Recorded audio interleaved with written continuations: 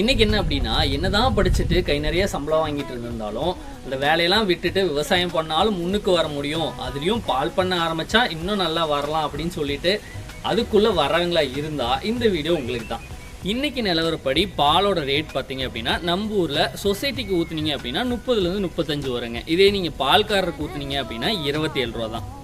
இன்னைக்கு எந்த தீவனம் எடுத்துக்கிட்டிங்கனாலும் 1800க்கு கம்மியாக இல்லைங்க. கம்பெனியில் எடுத்துக்கிட்டிங்க அப்படின்னா பாலோட ரேட் வந்து பார்த்தீங்க அப்படின்னா 40லேருந்து 75 வரைக்குமே கொடுக்குறாங்க. இதில் வந்து நிறைய வகையான மில்க் வந்து இருக்குங்க.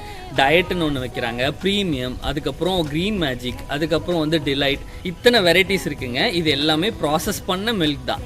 நம்ம கொடுக்கறது ஒரே ஒரு பால் தான். அதுலேருந்து இவங்க ப்ராசஸ் பண்ணி தான் இந்த பால் எல்லாமே வந்து மாற்றுறாங்க. ஸோ சுத்தமான பாலுக்கு 27 ரூபா தான். நீங்கள் ப்ராசஸ் பண்ணி குடிக்கிற மில்க்குக்கு 40லேருந்து 75 வரைக்கும் ரேட் வேரி ஆகுது. ஒரு நாளைக்கு நான் ஒரு மாட்டுக்கு பண்ணுற தீவன செலவு பார்த்தீங்கன்னா 170ங்க.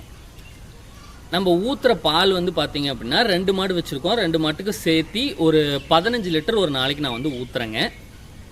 1 லிட்டர் வந்து 32 ரூபான்னு வச்சுப்போங்க. மொத்தமாக நமக்கு வந்து ஒரு 480 கிடைக்குதுங்க. ஒரு நாளைக்கு பார்த்தீங்கன்னா அந்த 2 மாட்டிலேருந்து எனக்கு ஒரு 140 ருபீஸ் தாங்க மிச்சமாகுது. ஒரு மாதத்துக்கு 4200 ரூபா. 2 மாட்டில் அவ்வளோதான் மிச்சம் ஆகும்.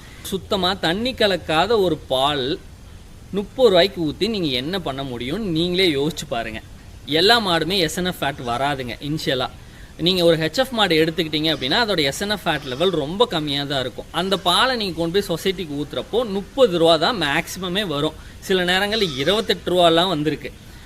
அதையும் நான் டிஸ்பிளே பண்ணுறேன், நீங்களே பாருங்கள். இந்த மாட்டுக்கான பசுந்தீவனம் இது எல்லாமே நம்ம தோட்டத்திலே போட்டுக்கிறோங்க. அதனால அந்த செலவெல்லாம் இதில் ஆட் பண்ணல. இன்னும் அதெல்லாம் ஆட் பண்ணி நம்மளோட விலையும் ஆட் பண்ணோம் அப்படின்னா சாணி கூட மிச்சம் இருக்காதுங்க. அதுதான் உண்மை. இப்படி இருக்கும்போது பாலோட கொள்முதல் எப்படி ஏறும்?